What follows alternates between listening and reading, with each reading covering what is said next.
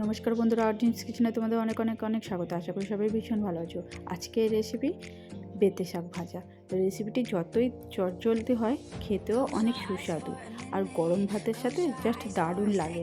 রেসিপিটি চলো দেখে নেওয়া যাক কী কী লাগছে। এর জন্য আমি এখানে নিয়েছি বেতে শাক। আমি আগে থেকেই ধুয়ে পরিষ্কার করে কেটে রেখেছি ছোটো ছোটো করে। দেখো কীভাবে কেটেছি, ছোটো ছোটো করে টুকরো করে কেটে নিয়েছি। এবার কড়াইয়ের মধ্যে তেল গরম করতে দিয়ে দিলাম কালো জিরে আর শুকনো লঙ্কা। খুব বেশি কোনো উপকরণ লাগে না, কিন্তু রেসিপিটি অনেকই টেস্টি হয়। একটু ফ্রাই হয়ে যাওয়ার পর এর মধ্যে দিয়ে দেবো ছোটো ছোটো টুকরো করে রাখা বেগুন।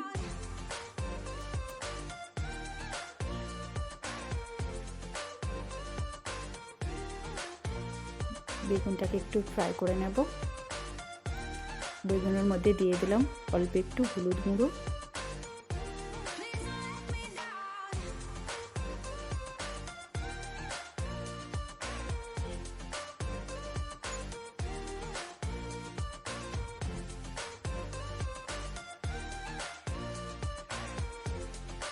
আবার একটু তেল অ্যাড করলাম, কারণ বেগুনে অনেকটা পরিমাণ তেল লাগে।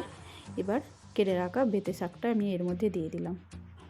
একটু ভালো করে নাড়াচাড়া করে নিতে হবে।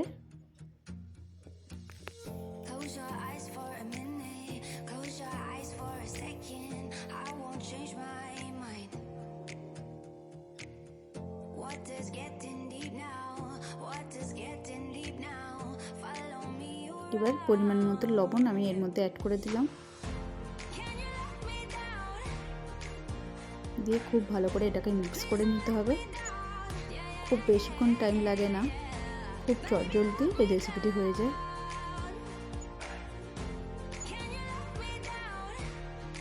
আমি এইভাবে নাড়তে থাকছি, কারণ যতটা পরিমাণ নাড়তে নাড়তে শাকটা ভাজা হয়ে যাবে।